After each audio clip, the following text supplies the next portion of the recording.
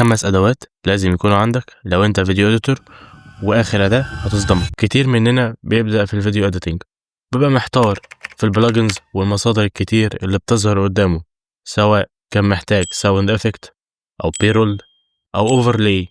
فالنهارده هعرفك على اهم 5 ادوات من غيرهم تفضل ضايع في المونتاج. بس قبل ما نبدأ ما تنساش تعمل لايك وشير وكومنت. اول اداة معانا وهي موقع بيكسابي، الموقع اللي انا بستخدمه شخصيا في الساوند افكت اللي انت بتشوفها في فيديوهاتي او الصوتيات عموما.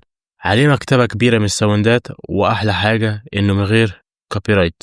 تاني اداة عندنا وهو موقع بيكسلز ده موقع مفضل بالنسبة لي جدا في تحميل البيرولز والفيديوهات المدمجة في المونتاج. شكلها احترافي جدا، عليه جميع المقاسات، وفوق كل ده مجاني. تالت أداة معانا ودي مشروحة مؤخرا وهي أويوفونيك لتعديل الصوت وإنتاج صوت بشكل احترافي. لو مش عارف أهمية الصوت أو مش عارف إيه هو موقع أويوفونيك، هسيب لك رابط الفيديو في الآي اللي فوق وارجع شوفه، وبرضه هسيب لك الرابط بتاعه في الوصف. الأداة الرابعة معشوق الجماهير بنترست، أحسن واحد تعمل عليه تغذية بصرية الصراحة، وعليه مكتبة ضخمة من التنقلات والبلجنز الاحترافية.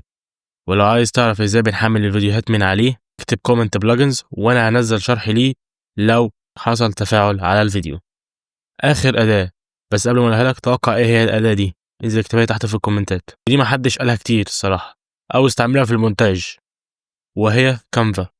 كانفا طبعا، كانفا غني عن التعريف، بس انا بتكلم في جزء المونتاج. كله كان بيتكلم عن عمل الجرافيك ديزاين او اللوجوهات بشكل عمومي، لكن كانفا انا بستخدمه في عمل الثامبنيل او اللوجو بتاع القناة ده معمول بكانفا، ومؤخرا افكتات من عليه وعليه موشن كتير احترافية.